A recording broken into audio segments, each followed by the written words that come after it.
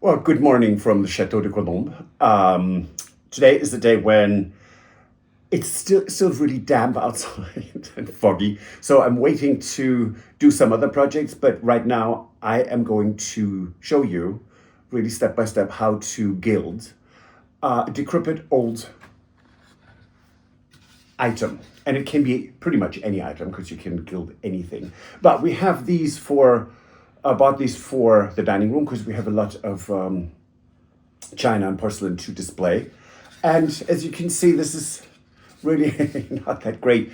There is one thing one has to always keep in mind.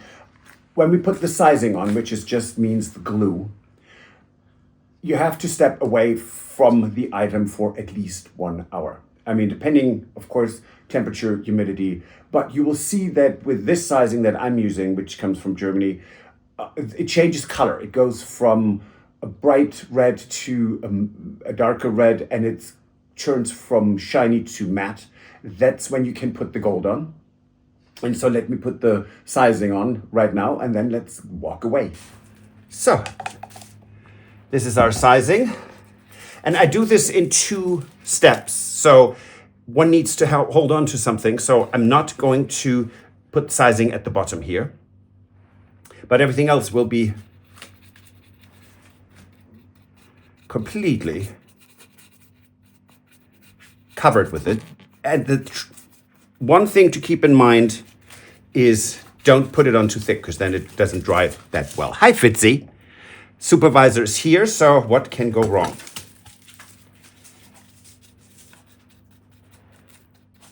Actually, I have 3 supervisors right now around me. The rest is guarding the courtyard, as always. Very cute.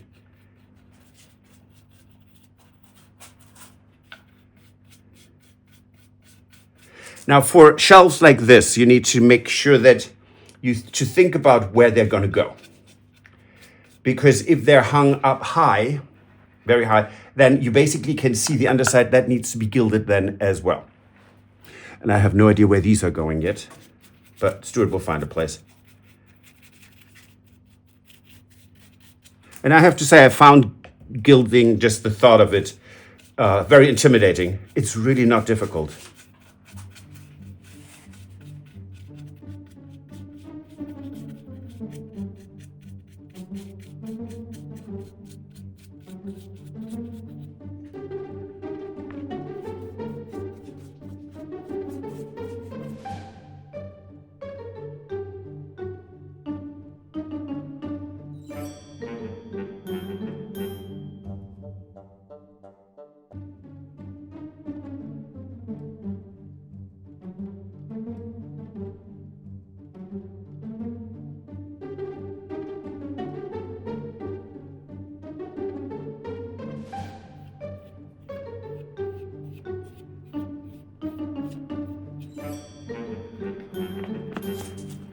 Et voila. Now we let it sit and you will see the difference. It's very shiny and bright. It will turn a much darker red and it will be matte. So that's when you know you can put on your gold. So here at Colombe, we actually make also our own room sprays with essential oils.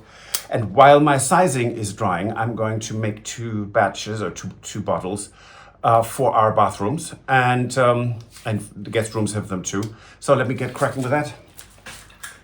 So in total, there will be about 12 drops or so, 14 drops for these 2 bottles, 12 drops, 14 drops of fragrance. So it's essential oils and perfume oils that we're using. Today I'm going to use Pure Eden, that's a pre-mixed melange of different scents, rosemary and maybe not lavender, I don't know, we'll see. That's the fun part of it, you can experiment with it. Okay, so we know Pure Eden is what we want.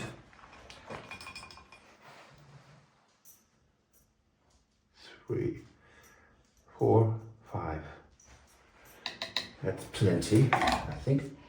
It's just such a lovely scent, really. And we're doing rosemary.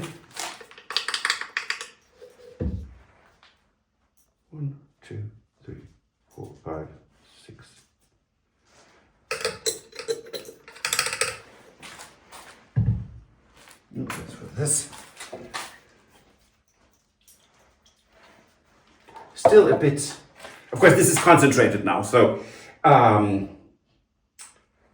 bit sweet, so we're going to add a bit more rosemary to cut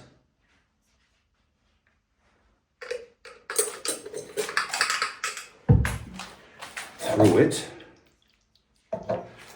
Then we add water, and for these bottles it's 200 milliliters in total.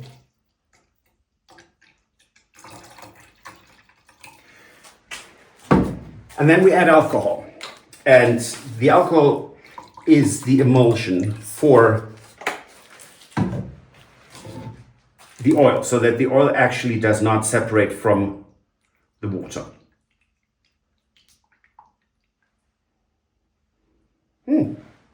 Okay, and that's the room spray.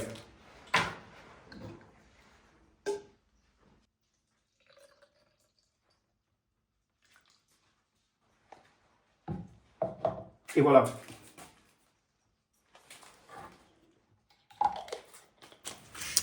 Okay, so I have a little bit of Vaseline on my hand here.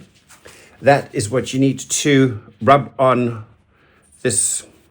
What is this called, Stuart? Well, it's a type of a brush. It is a brush, but yes, it's a gilding brush. So this will carry the leaf gold to where you want it. And as you can see, this is now, it's dry. It's very lightly sticky, but sticky enough. And you can see the color change. It's not as shiny anymore, and it has changed in color. It has darkened. So let's start a bit. This is gold I still have from on here from a different gilding project. And sometimes you just use your fingers. That works too. Don't be overly concerned about how you do this. You do it the way you like it.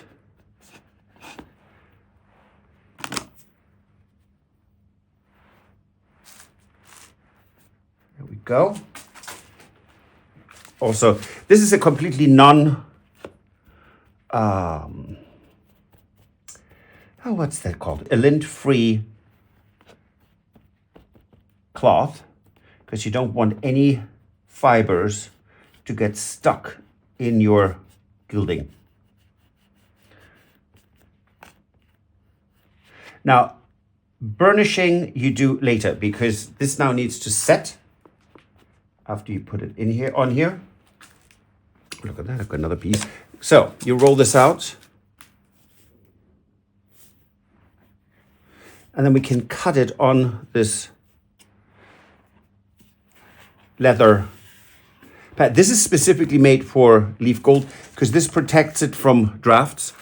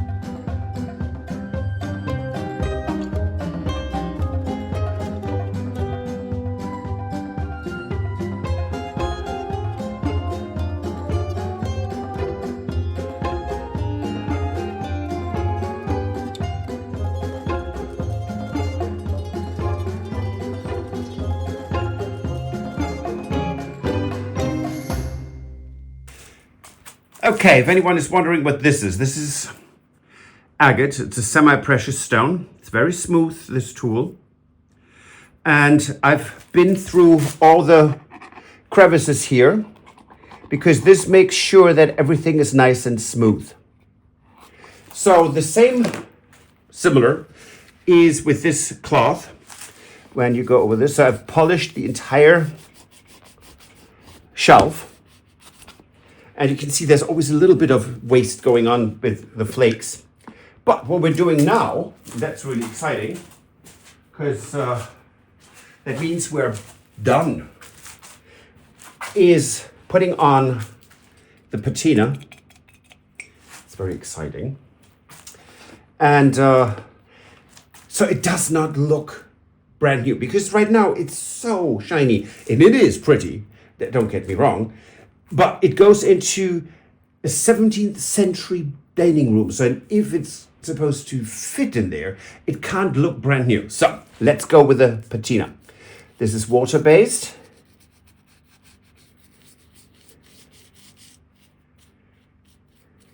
And it's non-toxic. I like it.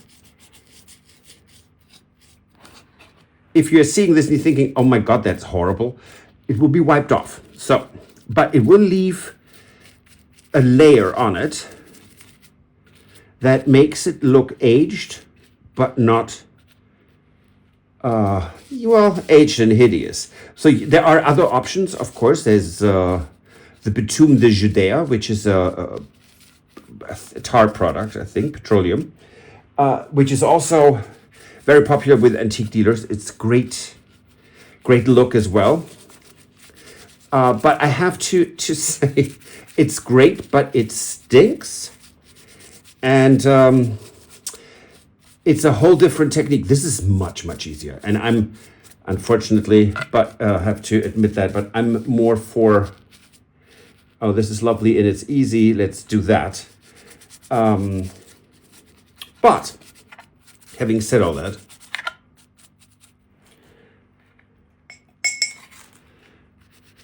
and by the way, I'm holding on to the bottom part of, again, here, so that I don't have to wear gloves. Now, this is not real gold. With the current gold prices, it's completely cost prohibitive to do anything with real gold unless you have unlimited amounts of money. Then congratulations. We don't. So this is what the Germans call Schlagmetall, means literally translated battered metals. So it's a mix of different metals that looks like gold. And so when you have that, these kinds of metals will over time tarnish. What this does, the bitume, the patina, what this does, it actually seals it all in and it will not tarnish. And we had one picture frame that I did in the United States a long time ago. There's no tarnishing on it. It's great. So, but because otherwise, if you use other methods, you have to put a clear lacquer on top of it. And it's not your run-of-the-mill lacquer. It's called Zapponi lacquer. It's very expensive. And it's yet another step that I don't have to do. And I would say, hurrah. Okay, let's wipe this part off. And because we have finished with the other console table, because it's or mini console, however you want to call that, we can have immediately the comparison. It looks pretty good. You don't want to wipe everything off. So here in the crevices, for example, it's normal that it's darker. So that is very nice. And you can, of course, go a bit in it. And you, of course, want it shiny. That's not the point. But it is just a hint duller. And once you see this in comparison, within the next minute or two. It's amazing, and it truly is quite a difference. Okay, so that's all done. Let's sit for a minute.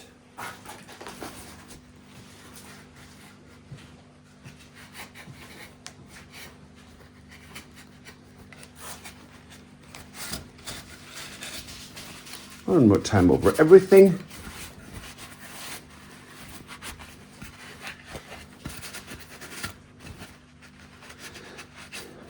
So if this is not, when you do this, if this is not quite to your liking, you can put patina on again and just to show you what's happening here. Opa. I'm going to scoop up all these gold flakes in a moment. So,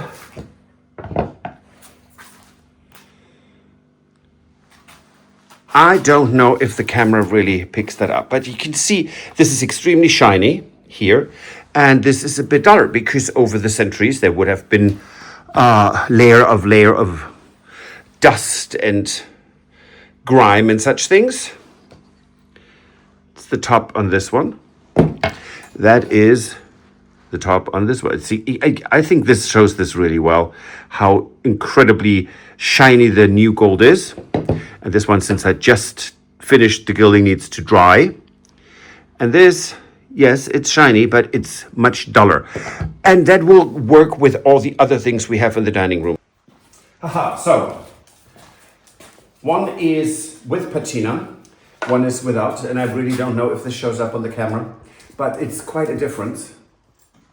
Maybe it shows up in the end result.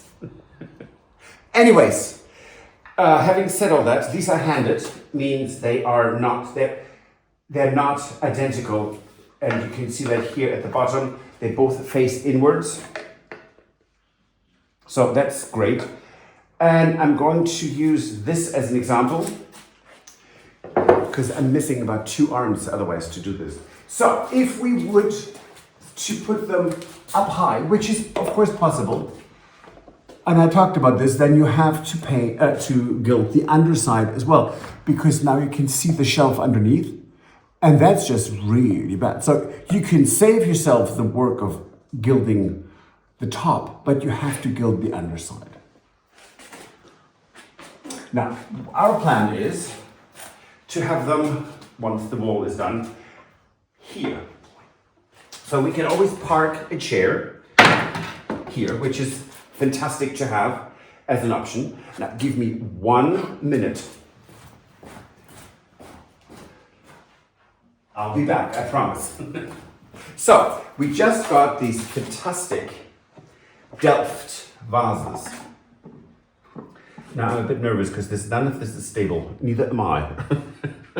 So, this would be an option for us as decoration.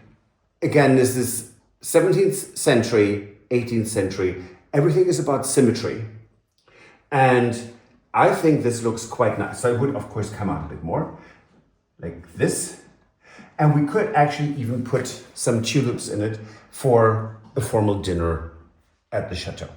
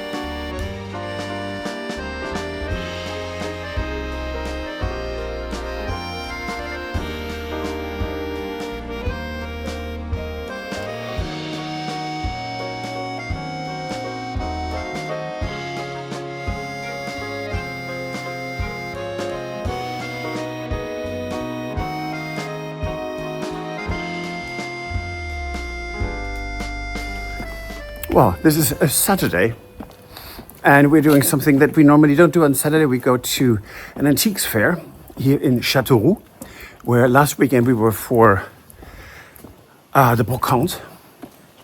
And this is actually staged in an old convent. And it's really interesting, and they also do Christmas markets and other things. Let me turn around and show you what we're going into. So that is the church, former church of the convent, and which is now a secular building. So we're really excited. Our friend and antiques dealer Sylvain is there. So very exciting. And we're going to meet Jane and Tony. So let's get going, and hopefully we don't find too many expensive things.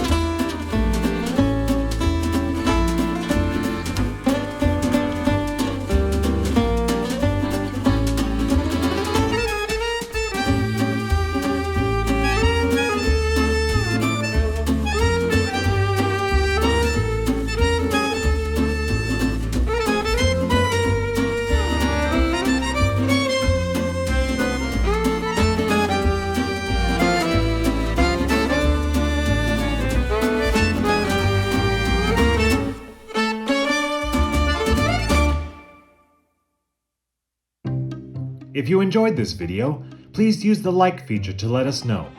Also, Don't forget to subscribe to our Journey to the Chateau YouTube channel if you would like to see more.